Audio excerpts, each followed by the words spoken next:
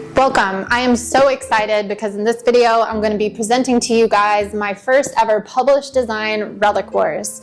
I'm going to actually be opening it up, showing you guys what's in this prototype, explaining how to play and about the game itself. This game is coming to Kickstarter on May 6th. You can follow the pre-launch page and the link in the description below. In addition to this base game, I'm also going to be making available the expansion called All Souls. Thank you again for watching. Please don't forget to like and subscribe, and also please follow the pre-launch page for my Kickstarter for Relic Wars in the description below.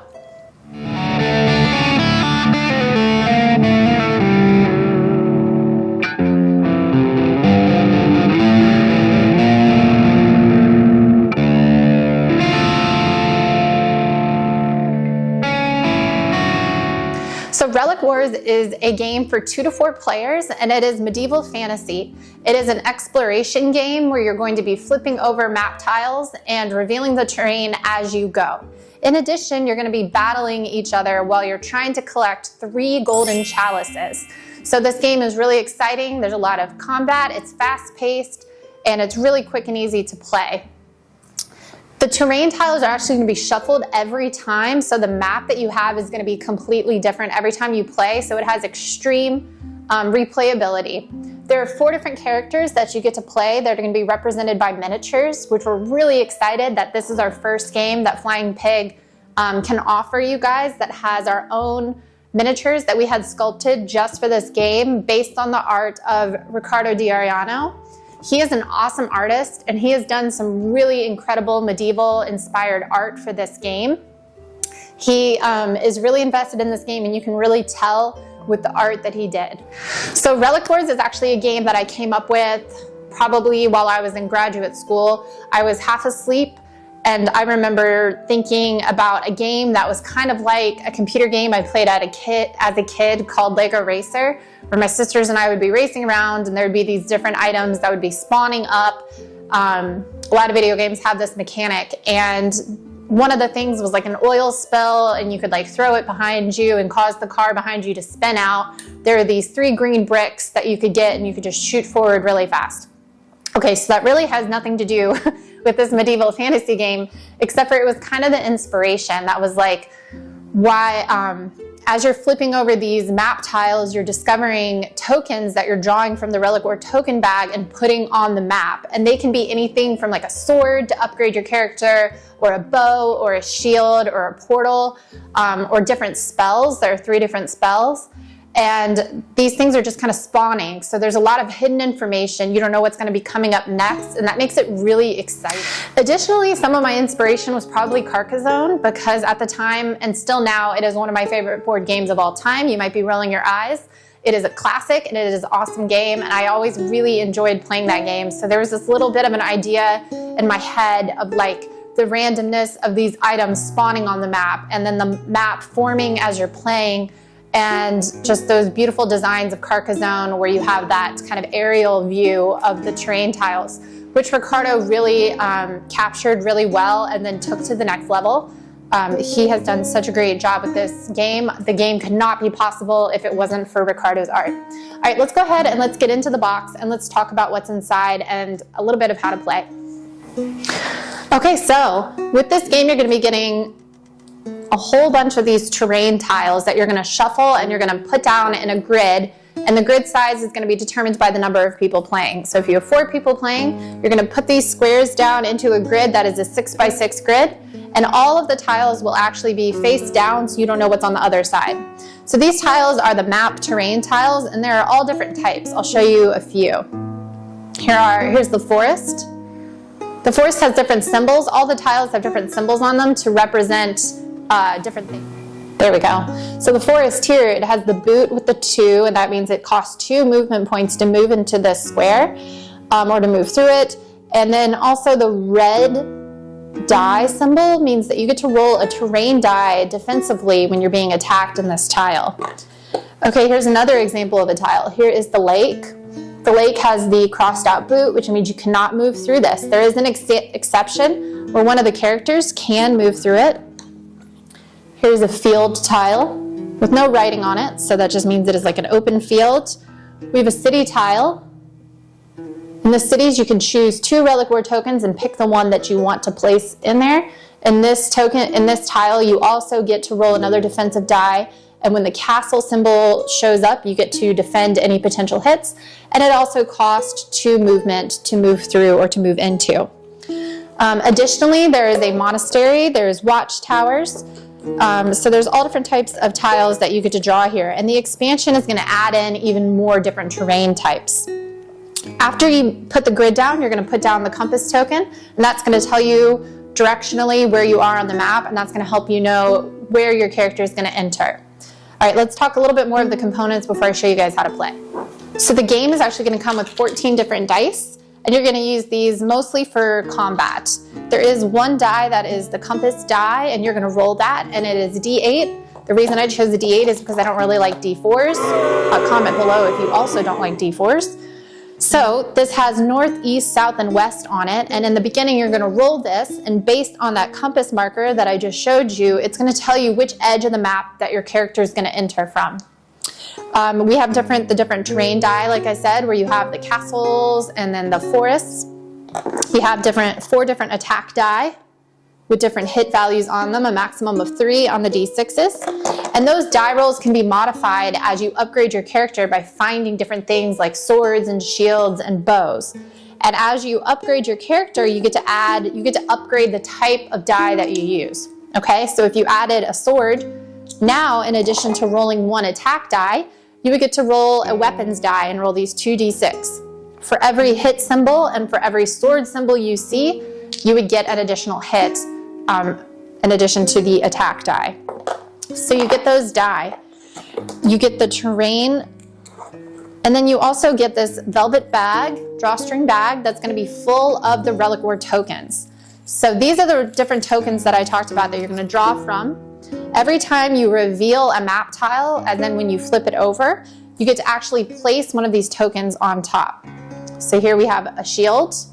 They're all different types. There are spells, there are portals, there are weapons, and then of course there is the coveted chalice, which is going to be what you collect in order to win the game. So there are 2 ways to win Relic Wars, one of which is to collect 3 chalices in your inventory and then survive a final round, or to be the last person standing. So you can basically kill everybody else and be the last person standing, or you can collect 3 chalices and survive 1 final round. Once it gets back to you and you start your turn with 3 chalices, you win Relic Wars. Relic Wars, there are 4 different ones, and they each get a character sheet and a miniature. So here we have Zachary Lionheart. He is a Reliquary Paragon. Each character here has different movement numbers and different hit points and a special ability. So all the characters are unique and kind of asymmetrical in that way. So for Zachary, his basic attack is just a normal hit, just a strike, and his special ability is that he can retaliate. So if you attack him and you're adjacent to him orthogonally, then he automatically attacks you back. So you definitely want to be able to attack him from a distance or be one of the other characters who can actually attack diagonally. I'll get into that in a second. We have Lacrimosa. She is the Occultist de la Femme. Her special ability is Mercurial, and she can use city tiles as portals, and she can also fly over lakes. She's one of my favorite characters to play, actually. Here's the Veilwalker. Fun fact, this is Ricardo, the artist's favorite character. He's very invested in her.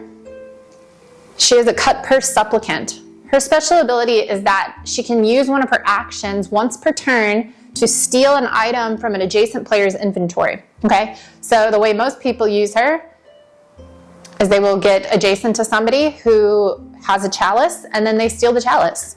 This is my husband's favorite character, Sanctifrax. They are a devout abomination. So they cannot equip any weapons or shields, but they do have a stronger basic attack and special ability. So with their basic attack, they get to roll 2 attack die and choose the higher result. So kind of like advantage if you've played Dungeons and Dragons. And the special ability is that they may attack adjacent tiles. Everybody else has to attack orthogonally, and Sanctifrax is the exception to that. These minis are awesome. We had them sculpted based on the art that Ricardo did, And our printer has done a really good job creating the molds for them, and we're really excited that we're going to be able to bring you such top quality miniatures. So every miniature has their own, or every character has their own miniature. Here is the Veil Walker. I love her magpie. And then we have Zachary and Sanctifrax. I already started painting Sanctifrax, so they won't actually come painted, but I started painting him just because it's fun to do.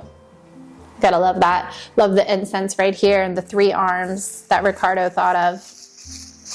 And then here is Zachary, the Reliquary Paragon. So you get a character sheet and you get a miniature. Okay, let's go ahead and set it up and show you guys what it looks like when it is set up and ready. Actually, one more thing I forgot to show you. So we have a very important deck of cards. These are called the Divine Intervention cards. They are tarot sized and they are linen backed, so they're awesome. So these are gonna be from the, if you think about the gods. So as you're playing in this world and you're fighting each other and you're discovering these tokens and collecting chalices, at the end of every one of your turn, you will draw one of these cards, and there are different effects that could happen. They could range from like Metal Blight. In this card, you have to actually discard all of your weapon shields that you may or may not have equipped. It's always a painful card when it comes out. There are healing cards. There are also Revivify cards. Revivify is a card that you can keep in front of your character, and you can play it kind of as a phoenix down if you were to get knocked out, and you can revive to 1 hit point. There's also the Earthquake card, which is really fun. When this card comes out, you actually have to reshuffle some of the adjacent revealed tiles in your area, and it just reshapes the actual map in front of you without creating a lot of work that you have to do as a player. Additionally, you do get 4 tarot-sized player aid cards, 1 for each player, and one side is the spell menu with all the different options you can do with the fire, earth, and water spells, and then on the back, you have a player card with the turn order, movement, and attacking. Now let's get to the setup of the game. All right, so here is the setup for the basic game. So here we've got a setup for 4 players. We've got the 4 character cards here with their miniatures, the compass set here, and then we have a 6x6 grid. The next thing you want to do is you want to go through the Divine Intervention cards, and you want to actually find the Wheel of Life. The Wheel of Life card is going to reshuffle all the Revivify cards back into the deck after a certain point in the game. Wow, it was the first card. Isn't that funny? So what you want to do is shuffle this deck. It's already kind of been shuffled. I usually just eyeball it and take about halfway. Take the Wheel of Life card, shuffle it into the deck. Now place that on the bottom half and place the top half here. Okay, player 1 is determined by the youngest player. So for this instance, let's say that was Zachary over here. And then the last player is that's gonna go, now we're gonna go in clockwise motion around the table. The last player gets to decide one of the middle tiles to flip over and place a chalice on. But we're gonna do that after we go ahead and roll the compass die to see where we come in. So here's our compass, this is north. Let's roll for Zachary. North, so Zachary's gonna be entering over there. Sanctifrax is also gonna be on the north side. That's exciting. And then, whoops. And then here, we've got west for the Veil Walker. It's gonna be on this side. And then Lacrimosa, east. She's gonna be over here. So since she is the last one and she now knows that she's gonna be entering on this side, it would probably be advantageous to her to pick one of the center 4 tiles that is the most far away from everyone else but close to her. And perfect, it's a lake tile, which she knows that no one else can get to, only she can get to. The only way that someone else can get to a lake tile is if they were to cast a water spell and freeze it. So I go through the Relic Wars token bag, place a chalice on it, and now that gives us a little bit of direction to where we're going. One more note is that the Relic War token bag for a 4-player game is going to contain all of the tokens in the game. If you're playing a game with less people, the mix within the bag is going to change. But since I'm giving you the example of a 4-player game, all of the Relic War tokens are going to be in that bag. Okay, players in Relic Wars get 2 actions per turn. Actions can be movement attacking, or picking up and dropping an item. You can do those in any combination. You could double attack, double move, do 2 pickups. You could attack, move, attack, pickup, all of the different combinations. So for this first turn, we have to use the move action because we have to get on the map. Zachary has 4 movement, and to reveal an unrevealed tile, it's going to cost 2 movement points. So he is going to start heading towards this chalice. He's going to flip this one over. It's a city. So remember, on the city tile, you choose 2 and pick 1. That means we're going to choose 2 tokens from the Relic War bag and then choose the one that we want. Let's go ahead and look. A portal and a bow. I'm going to put a bow there. Move on to this tile. So he's going to wait. He doesn't really want that bow just yet. He's going to spend his remaining 2 movement points to flip over a lake. Oh, that sucks.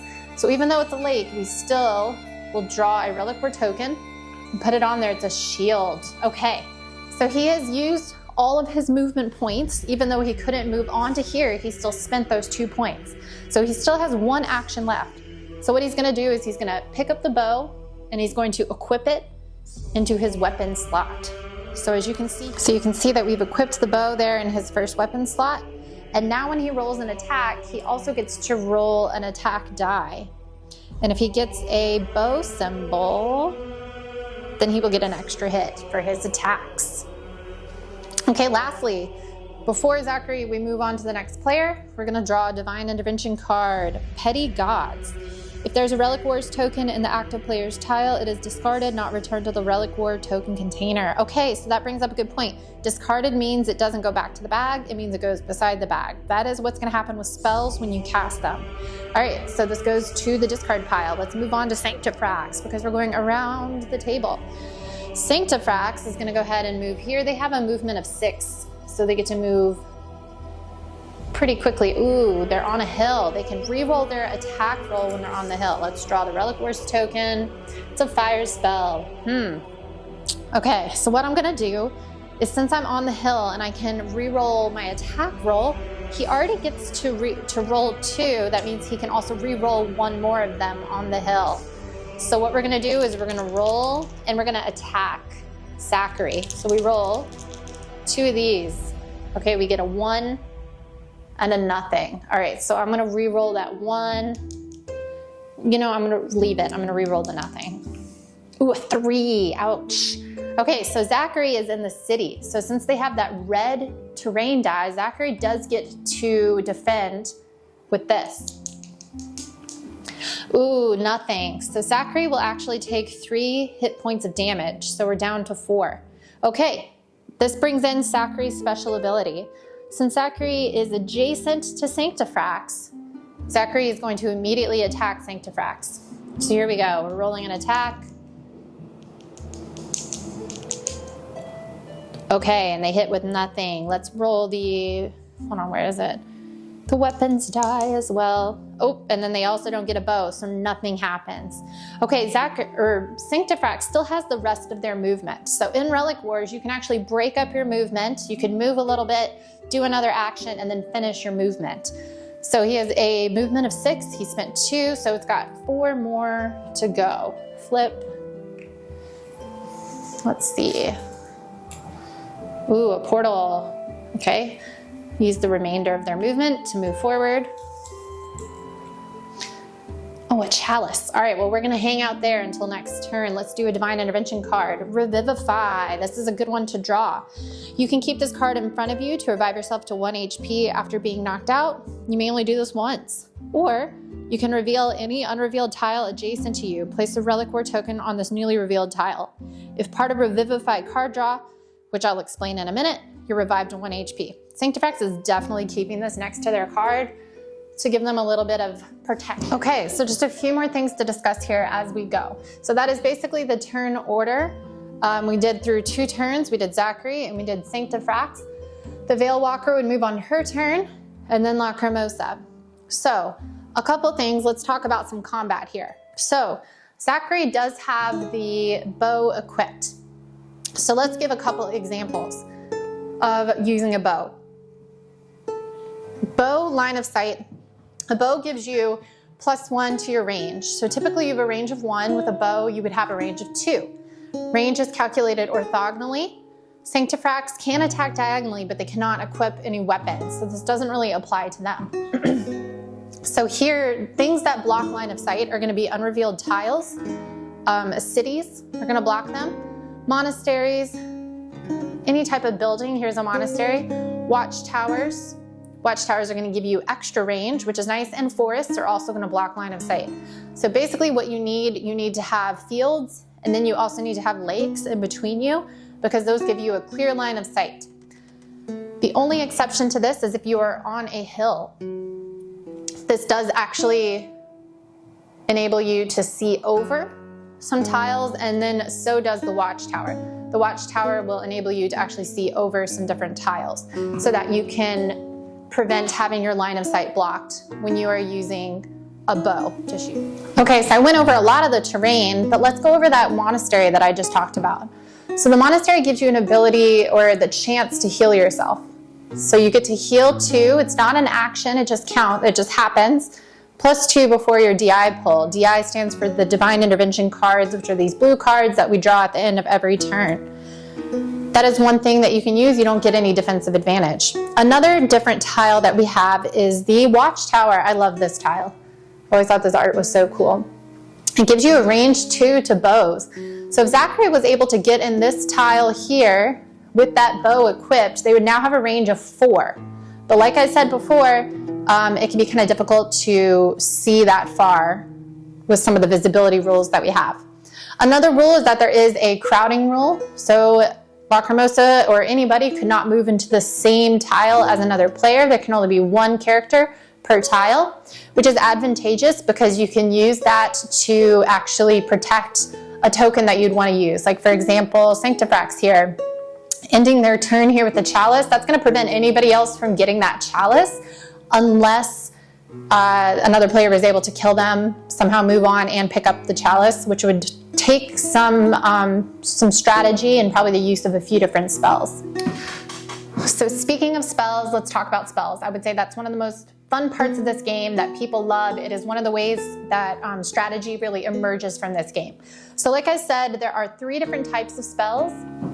And within each one of those spells, you have 3 different things that you can do. So there's a fire spell, an earth spell, and a water spell. So with the fire spell, it can be played at any point and on yourself or any player. These are important to take note of. You can re-roll 1 die, you can make an attack, ignore damage from an attack. Okay, the other thing with spells is that they're a free action. So they're really valuable for you to collect them as you move around the map because they can be used, and this is really kind of that like take that you can do towards other players, and you can use them in really, really interesting ways. I have seen people create some of the coolest combinations of their own actions and spell usages to create some really interesting scenarios that happen to prevent people from winning. Just when you think you're winning, someone plays a spell and prevents it from happening, or just does something really creative. I love seeing the way that people come up with using these spells. Okay, so Earth. The Earth spell can only be used on your turn and on yourself. You can send 1 Relic War token on the board back to the container, so I could take this shield that Zachary drew on the lake, send it back to the bag if I played this. I can flip 1 unoccupied tile to its unrevealed side and send any Relic War tokens on this tile back to the container. I could also do the opposite of that. I could also take an extra action, so that's pretty powerful. Then there's the water spell, the bane of everyone's existence who has 3 chalices. It can only be played on your turn though, so you have to make sure you play it strategically. You can force a player to return an item of your choosing from their inventory to the container. A lot of people will do this when someone has their 3rd chalice, to send that chalice back to the container. So you just have to be careful of that. If you're someone who has 3 chalices, watch out for that water spell in someone else's inventory. Or you can push a player 1 tile in any direction, or you can freeze and unfreeze a lake. So that's how you would be able to actually move onto these lake tiles here. You would discard a water spell and you would place this frozen token here, and now that lake here or here now acts as a field tile, so it is now passable terrain that you can walk onto. Like I said, Lacrimosa's special ability is that she can move onto these tiles even when it's unfrozen. Okay, so last thing with the spells. If you collect all 3, so 1 of each type, So you've got your earth, you've got the fire, and you've got the water. Let me see. They actually come together, and the gold lines on the cards actually form what is called the arcane triptych. So if you have all three of them in your inventory, you have the arcane triptych. The arcane triptych is very powerful and hard to acquire, and it can do two things. One, if you keep this in your inventory, you can discard it when you KO. This is another way to avoid being eliminated. You can discard it, and you can come back to life with the hit point equivalent of the result of an attack die +1. So you potentially could come back to 4 HP with the arcane triptych, as opposed to the revivify card, which only brings you back to 1 HP. Nextly, the next thing you can do is you can discard the arcane triptych, and you can declare an item that you want to draw from the Relic War token bag and draw it. Now, you have to declare it. This is important, because if you say, I'm going to get a chalice, or I would like a chalice, you discard the triptych and you dig through the bag to find a chalice. Now, if you haven't been counting the amount of chalices, and all of them have come out on the board and there's no chalices in there, you're out of luck and you wasted your arcane triptych. So it's important that you kind of keep track of the mix of the tokens within the Relic War token bag. Okay, let's talk about portals really quickly. This is really fun. So here, one portal came out. So only in this current situation could Lacrimosa actually use the portals, because she can portal between cities, normal portals, and so that gives her the option to go here once Zachary moves out of this tile. Okay, so if there were 2 portals on the board, you can portal between those 2 areas for the cost of 1 movement point. Thank you again for watching this video about Relic Wars. This is really a passion project and a labor of love for me. Thank you to everyone who's helped me bring this to life. I'm so excited to bring it to you guys on May 6th. Just a reminder, this is actually a project we love on Kickstarter. I'm really proud that I was able to have it be featured and that Kickstarter chose me to be a project we love. It's also going to be on a few board game channels coming up, so I'm really proud and thankful and grateful to be able to bring this to you guys. Thank you for watching. Please don't forget to like and subscribe.